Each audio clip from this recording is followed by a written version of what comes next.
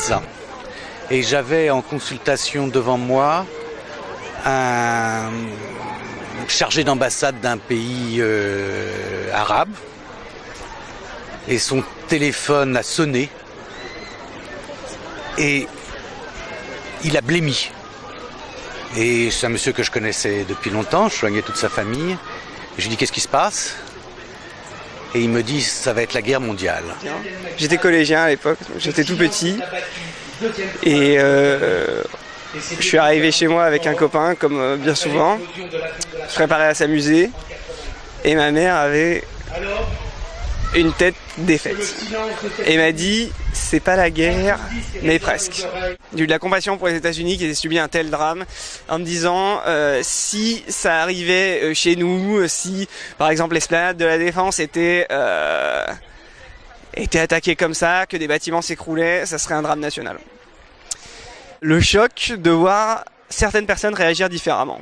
Certaines personnes être indifférentes, certaines personnes être amusées de la manière dont ça s'était passé, de voir des gens sauter par la fenêtre parce que les tours étaient en feu, de voir des gens contents que les États-Unis aient enfin été attaqués sur leur sol alors qu'ils se croyaient les plus forts. J'étais à Paris, je travaillais dans une petite boîte d'assurance et je revenais d'un rendez-vous de clientèle et un de mes amis qui était juif de confession me reçoit en terreur, il était pratiquement en pleurs, il m'a dit qu'il y a eu des avions, il y a eu des explosions. Lorsqu'on est arabe et musulman, on est terrifié deux fois. D'une par l'atrocité des événements, ce qu'on a vu vraiment quand même, c'était un symbole très fort du monde occidental et de la modernité. Et de l'autre côté, il y a le revers de miroir de la médaille, c'était nous-mêmes.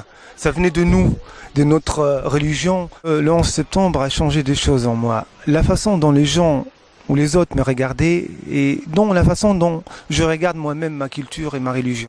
Je me rappelle très bien, j'étais dans un bus, j'ouvrais mon cartable pour prendre un livre et puis il y avait un couple de Français il a dit à sa femme « Allez-y, on y va, on ne sait pas ce qu'il cache ».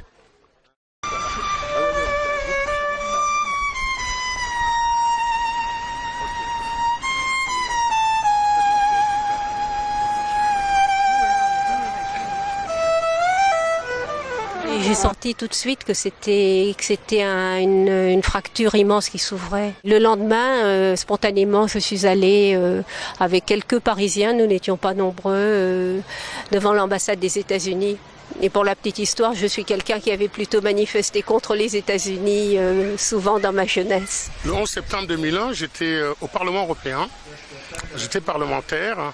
Figurez-vous qu'à ce moment-là, quand les tours ont commencé à s'enflammer, il y a une alerte.